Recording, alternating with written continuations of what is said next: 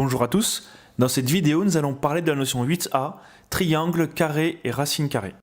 Le but de ce chapitre est de faire quelques rappels avant de revoir le théorème de Pythagore. Rappelons d'abord qu'un triangle rectangle est un triangle qui a un angle droit. On appelle hypoténuse le côté le plus long de ce triangle.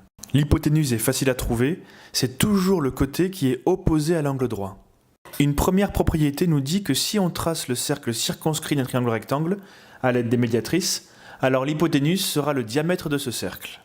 De la même manière, si dans un cercle on trace un triangle à partir d'un diamètre et d'un point situé sur le cercle, alors le triangle sera rectangle en ce point. Rappelons maintenant que l'on obtient le carré d'un nombre en le multipliant par lui-même. Voici quelques exemples de carrés à connaître.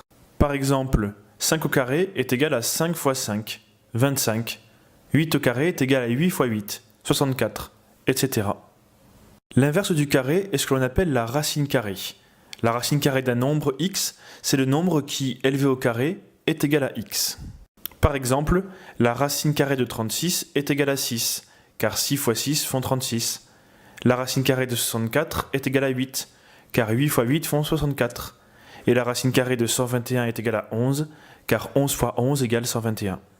La notion 8a est maintenant terminée.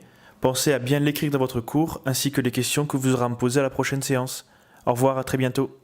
Abonne-toi et mets la cloche. Laissez-moi tranquille, monsieur.